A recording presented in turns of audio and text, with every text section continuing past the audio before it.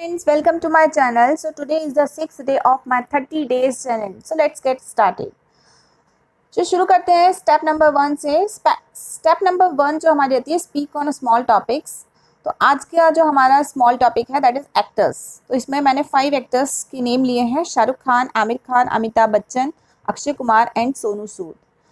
So today I will take Akshay Kumar. Akshay Kumar is a very talented star.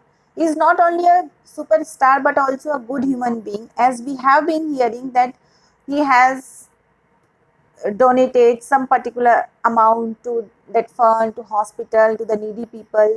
So he is the person who comes forward to help the needy and to poor people. He got married with Twinkle Khanna. Twinkle Khanna is the daughter of late Rajesh Khanna. She is also a very good person, good human being, and very cute. Akshay Kumar is a early riser, means he gets up early in the morning.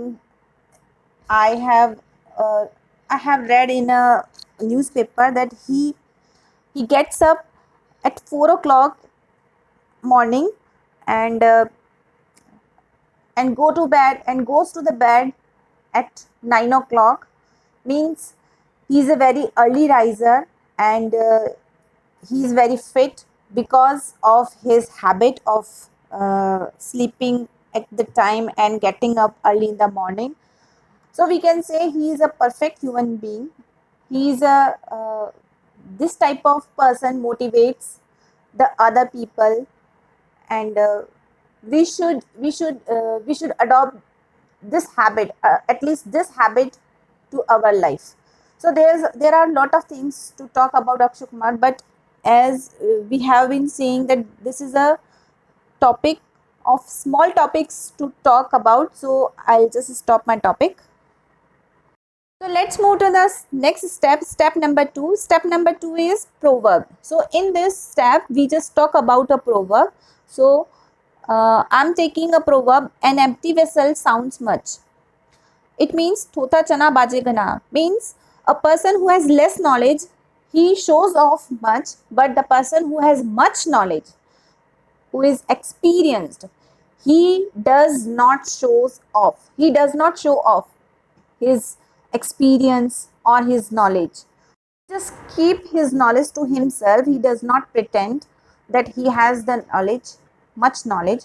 So this is a very good proverb we should apply in our life. So let's move to the next step. Step number 3 is grammar portion. इसमें आज हम पढ़ेंगे present perfect continuous tense.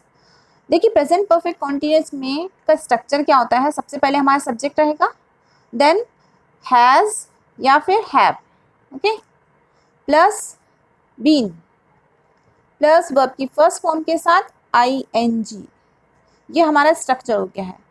अब इसमें किस तरह के sentences आते हैं, इसमें वो सेंटेंसेस आते हैं जिसमें हम क्या करते हैं, आपको अच्छे से ये ध्यान रखना पड़ेगा। इसमें क्या होता है कि जो काम पहले से चल रहा हो, ओके,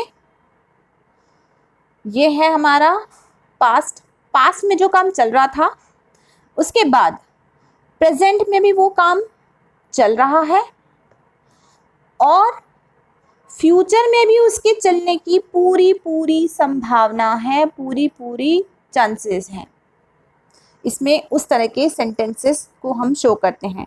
जो काम पास्ट में चल रहा था, प्रेजेंट में भी चल रहा है और फ्यूचर में भी चलने की पूरी पॉसिबिलिटी है, उस तरह के सेंटेंसेस इस टेंस में लिए जाते हैं।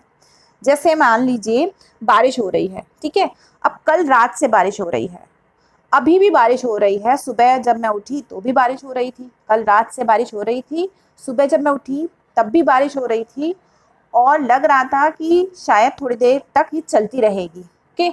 तो मैं क्या बोलूँगी, इट या the rain, it has been raining, sorry, it has been raining. क्यों बोला मैंने ऐसे, क्योंकि बारिश पास्ट में भी चल रही थी, यानी कल रात से चल रही थी, अभी यानी कि जब मैंने मॉर्निंग में उठी तो भी चल रही थी और अभी भी रुकी नहीं है, वो चल ही रही है, तो फ्यूचर में भी चलने की पॉसिबिलिटी है, इसलिए इट हैज़ बीन रेनिंग। ठीक है, ऐसे ही दूसरा एग्जांपल लेते हैं। देखो, जैसे मान लीजिए आप किसी हाउस में, ठीक है, कोई घर है, उस घर में आप पिछले 15 सालों से रह रहे हैं। ठीक है, अभी भी रह रहे हैं और अभी भी रह रहे हैं, और अभी तक आपने खाली नहीं किया वो मकान, अभी भी रहने की, यानी कि फ्यूचर में भी रहने की पूरी पॉसिबिलिटी है। ठीक है, यानी जो फ्यूचर है उसकी भी पूरी पॉसिबिलिटी है। अभी भी आप रह ही रहे हैं, प्रेजेंट में भी रह रहे हैं, पास्ट में भी रह रहे थे, प्रेजेंट में भी उसी हाउस में रह रहे हैं, और फ्यूचर में भी उसकी पूरी पॉसिबिलिटी है। ठीक है, तो इसके लिए हम क्या बोलेंगे, I have been living in this house. ठीक है, और अगर कितने सालों से रह रहे हैं तो वो हम लगाएंगे। जैसे मान लीजिए 15 सालों से रह रहे हैं तो 15 years, पिछले 15 सालों से हम रह रहे हैं। ठीक है, I have been living in this house for 15 years, मैं 15 सालों से इस घर में रह रहा हूँ। ठीक है, अब हमें एक और बात यहाँ पर ध्यान रखनी है, वो है सिंस और फॉर। ठीक है, सिंस लगता है पॉइंट ऑफ टाइम के लिए, पॉइंट ऑफ टाइम, और फॉर लगता है पीरियड ऑफ टाइम। अब देखिए, पीरियड ऑफ टाइम और पॉइंट ऑफ टाइम, जैसे अभी मैंने बोला था I have been living there, I have been living in this house for 15 years। 15 years क्या है, पीरियड है। ठीक है, 15 years। लेकिन अगर मैं बोलूँ कि 2014 से मैं इस मकान में रह रही हूँ तो वो एक पॉइंट हो गया। ठीक है, ऐसे ही मैं बोलूँ कि मैं तुम्हारा 15 मिनट से वेट कर रही हूँ, या 20 मिनट्स। ठीक है, अब 20 मिनट्स क्या हो गया, एक पीरियड ऑफ टाइम हो गया। मैं तुम्हारा 20 मिनट से इंतजार कर रही हूँ, I have been waiting for you for 20 minutes. लेकिन अगर मैं बोलूँ कि मैं 9 बजे से तुम्हारा इंतजार कर रही हूँ, ठीक है, तो मैं क्या बोलूँगी, I have been waiting for you since 9 AM। तो क्योंकि वो पॉइंट, एग्जैक्ट पॉइंट जब बता देते हैं तो उसमें सिंस लगता है, और जब कोई पीरियड ऑफ टाइम की बात होती है तो उसमें हमें फॉर लगाना है। Okay, so I think it's clear for you.